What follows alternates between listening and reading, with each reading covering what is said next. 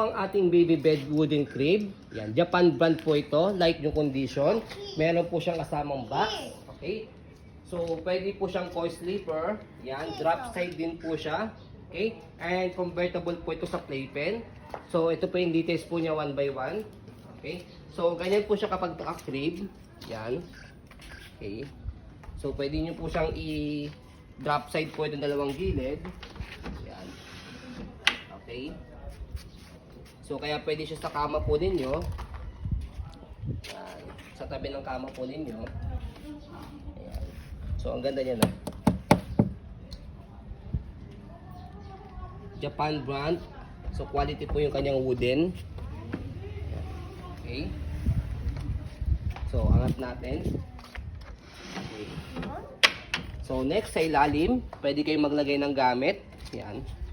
Angat nyo po ito. Yan. Okay. May gulong.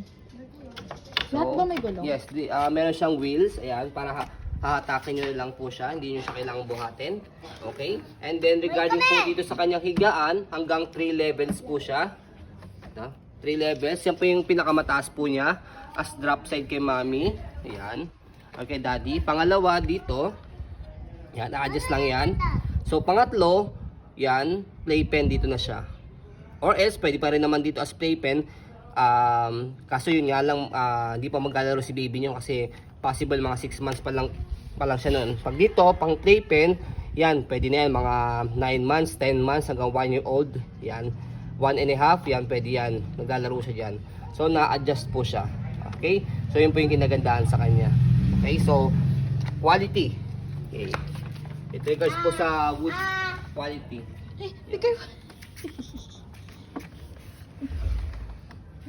Ilahin mo nga. Nagugulong siya. Oh. Tibay. Compare sa local natin. Ayan, nagagalaw siya. Maganda po.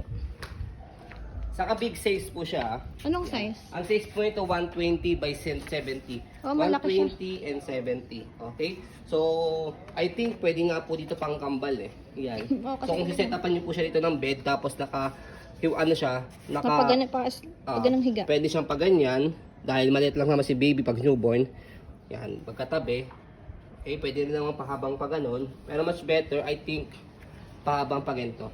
Kasi newborn maliit lang. Newborn. Maliit pa lang naman si baby nyon. And then, para at least malaki space niya. Lalo na pag kambal, maliit lang talaga. Yan. I think pang twin talaga to eh. Kasi malaki talaga siya compare sa mga normal po na mga solo lang na crib. Oo, kasi may nabenta tayo mas maliit dyan, di ba? Yes, meron kasi kami nabenta before, yan, na hanggang dito lang yata. Yan. Yung size niya, siguro mga by 80 lang yun, siguro 80 lang. Yan, ganun. Ito kasi 120. Yan yung haba niya. Okay? So, ayun po. So, much better po ito kung sakali may mga twins po kayo. Yan. Advisable po namin po ito. Yan. Wala naman siyang crack, di ba? Yes. Wala po siyang crack, damage issue. Yan. Gagamitin nyo na lang po siya. And then, sisetapan nyo na lang po siya ng mga higaan. Yan. Hello. Okay. So, gamit na gamit yan pagka pang twin po talaga. Yan. So, tatabi nyo na lang po sa may kama po ninyo. Drop side siya. Diba? Ang ganda. Safe na safe kay baby. Yan. Hindi rin makaka-istorbo sa pagtulog ni mami sa kay daddy. Okay na. So, yun po, as you can see, very details po kami mag-video kasi yan siya policy po namin. Yan, try natin sa baby namin. No refund, no exchange, what you see is what you get. So, yun po, maraming salamat. Have a nice day and God bless po.